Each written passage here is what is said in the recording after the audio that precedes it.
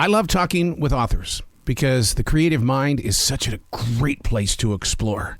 Arrow.net, ARROE.net. We are unplugged and totally uncut with the one and only Terri Libenson. Hi, Arrow. Hello and good morning, Terri. How are you doing today?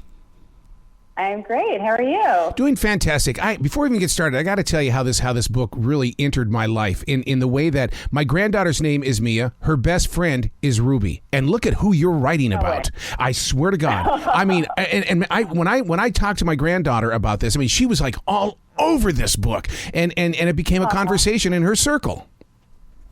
Wow, that's amazing. Yeah, maybe I was somehow channeling them.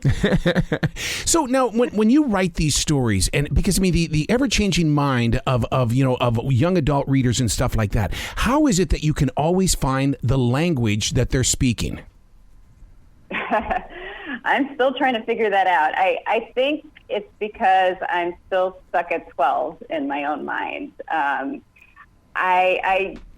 I remember all the feelings I had back then. I tell everybody I don't remember the day-to-day things I did, but I definitely remember how I felt, especially as a shy, introverted, artistic kid. And that's how the first book came about. It started by telling the story through that voice of mine, and tried to keep it as authentic as possible. It was really cathartic writing that book. So, yeah. Well, with you explaining yourself that way, now I have to wonder, are you Ruby? Because Ruby isn't a joiner. Right. Well, there are definitely aspects of myself that I find in Ruby. I was definitely socially awkward. I don't think she's quite as shy so much as she just doesn't know quite what to say, and it always comes out really awkwardly. And actually Mia, the other main character in this, I find that she's definitely myself as an adult, like hyper organized, kind of tightly wound at times, and gotta let loose. You talk about being shy. I mean, but to release your writing, I mean, that's a great step forward. And a lot of listeners need to understand that, instead of being a writer-hider where you put everything underneath the mattress, basically, I mean, how did you break through that mold? So I think it's just the way I really express myself. I've always been drawn to comics and storytelling through that medium. So, and I think because I was a comic strip writer for about 14 years, I kind of lost all shame. So I don't mind getting things out, and I really don't worry about anything that may have come from myself and my background and putting it forward. In fact, I remember a really embarrassing incident from 5th grade that I used in Invisible Emmie and just threw it out there. So, like I said, apparently shame.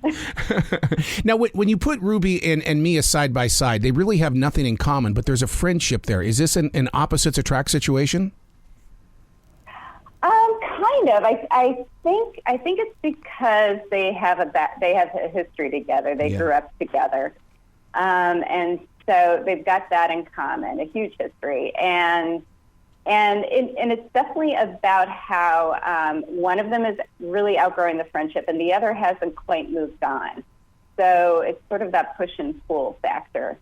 And the story really revolves around that. There are also some new friendships that are made in this, and the story also revolves around a class election, as well as a whole new poetry club that's being formed at the school. So it's got a lot of interesting dynamics, and I definitely try and keep it layered as far as the whole friendship aspect. I'm glad you put the poetry in there, and the reason why is because there's not enough spoken language about poetry. People think, I don't know how to write it, or I don't know how to read it, but yet you put it in there inside their imaginations of, take a chance, have fun, put some words together, play with them. Thank you. Yeah, for sure. I'm actually not a big poetry person, or I wasn't until I wrote this book, but I did a deep dive into poetry as I was writing it. I read a lot of poetry. I watched some poetry slams on YouTube. I tried my hand at it. So there's a lot of both serious and actually some funny poetry in this book as well. And I definitely love to play around with words and just kind of let my mind flow free that way. And of course, I was trying to do it all in the voice of Ruby and her friends. So it was interesting trying to keep those perspectives intact. Don't you like that as a writer when you do get to hear those voices? Because, I mean, one of the things that I like to do is I like to break down the voices, but at the same time, I get so connected to the people I write about that it becomes a relationship with them, and you've got to go, whoa, get back out here, man. This is not the metaverse. We have to basically be out here and deal with it. Yeah, absolutely. Yeah, I always, there's kind of a joke in the cartooning world where when you're doing comics and you're writing for the characters, as you illustrate the characters, oftentimes you'll actually make the same faces, or if they're speaking while you're writing. If you're speaking, you might actually cringe in real life, or I find myself making the same faces as the ones I'm illustrating.